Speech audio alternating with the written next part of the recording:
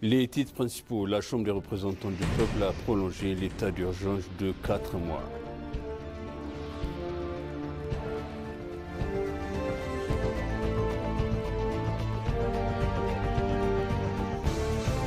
L'accord de Pretoria exige une réponse concrète selon le service de communication du gouvernement.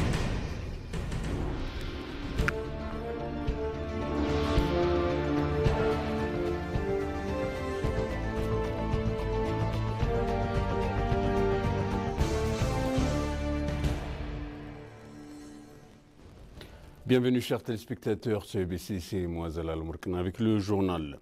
La Chambre des représentants du peuple a prolongé l'état d'urgence de 4 mois. La Chambre a approuvé la motion de prolongation de l'état d'urgence pour 4 mois supplémentaires pour un vote à la majorité avec 2 votes contre les 3 abstentions. À cette occasion, le ministre de la Justice, Gideon Timotheus, a déclaré aux membres du Parlement de l'état d'urgence avait épargné la région d'Amara de toute distraction. Cependant, le ministre a souligné la nécessité de prolonger l'état d'urgence afin de consolider davantage la paix existante dans la région à un niveau qui ne pourrait jamais être inversé. De même, la Chambre a également prolongé le mandat de la commission d'enquête sur l'état d'urgence.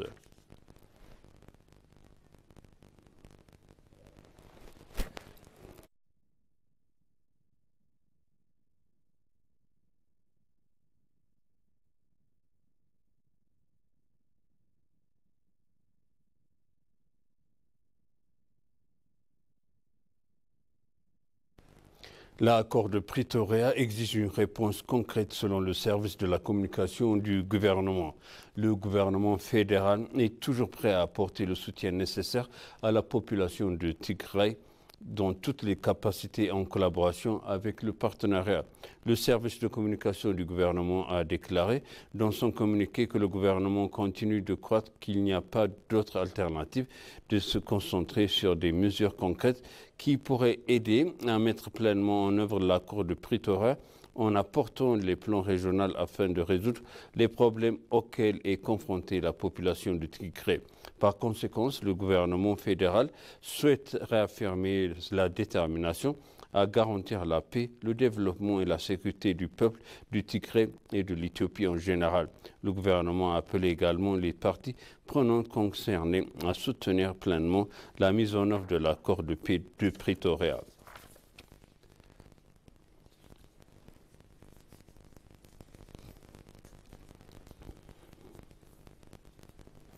Abaye 2 arrive au port de Djibouti avec 60 000 tonnes d'engrais.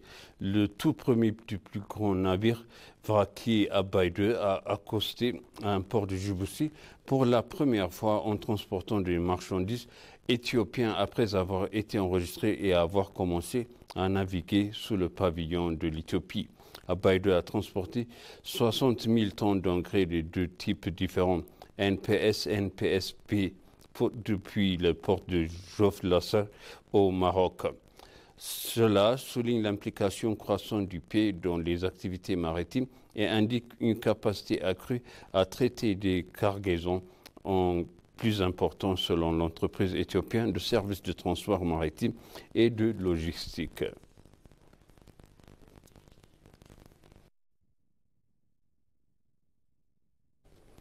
Le secteur des médias et de la communication a apporté une contribution majeure aux gains économiques et diplomatiques au cours du semestre, déclaré le GSC. Le secteur des médias et de la communication apporte une contribution significative aux réalisations économiques et diplomatiques de l'Éthiopie au cours des 6 derniers mois selon le service de communication du gouvernement GCS.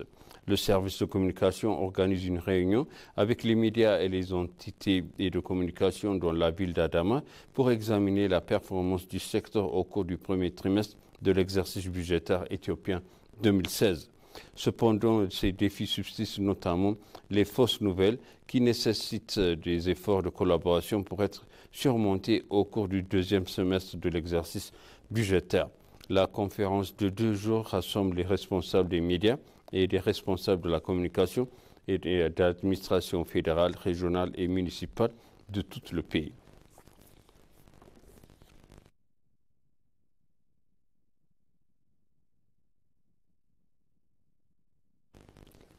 L'Éthiopie et le Pakistan conviennent de renforcer leurs liens économiques. L'Éthiopie et la République islamique du Pakistan ont eu une discussion bilatérale à Islamabad sur le domaine potentiel de la coopération économique.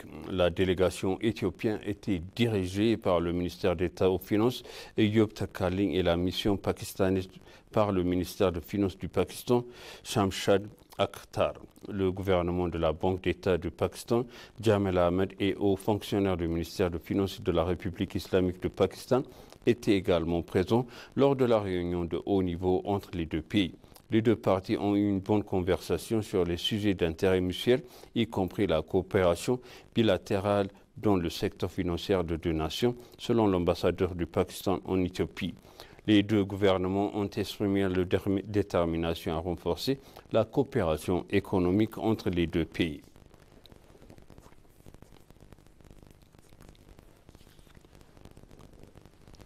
Le groupe de l'industrie sucrière de l'Éthiopie et du Cuba signe un protocole d'accord en vue d'une collaboration. Le gouvernement éthiopien de l'industrie sucrière et de son homologue cubain ont signé un protocole d'accord qui permet aux deux parties à collaborer. Le protocole d'accord a été signé par le PDG du groupe éthiopien de l'industrie sucrière, Wayo Roba, et le chef de la délégation, Ascuba Grupo Asquarero, Francisco René Lemo Martin. Lors de la cérémonie de signature, le PDG du groupe de l'industrie sucrière éthiopien a affirmé l'engagement du groupe à mettre en œuvre le protocole d'accord et à résoudre les problèmes auxquels les industries sucrières éthiopiennes sont confrontées. La signature du protocole d'accord fait suite à la récente discussion entre le Premier ministre Abiy Ahmed et le vice-président cubain Salvador Valdemesa.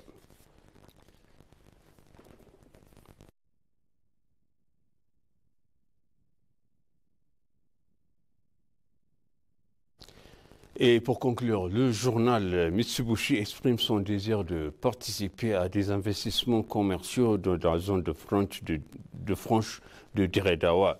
Le célèbre constructeur automobile international de Mitsubishi a exprimé son désir de s'engager dans des investissements commerciaux dans la zone de libre-échange de Diredawa en Éthiopie en vue d'utiliser les options d'investissement disponibles de cette zone selon l'Industrie Park Development Corporation, IPDC.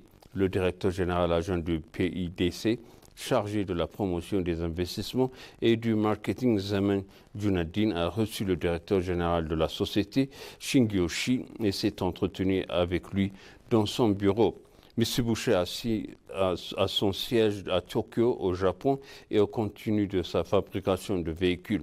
Elle a également engagé dans le secteur bancaire, l'agro-industrie, l'industrie chimique et d'autres investissements importants et emploie plus de 80 000 personnes.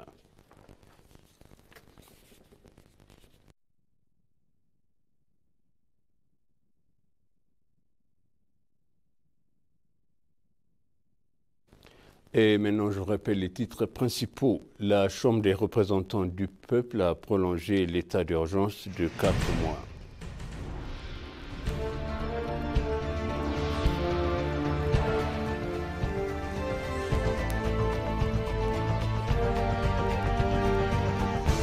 L'accord de Pretoria exige une réponse concrète selon le service de communication du gouvernement.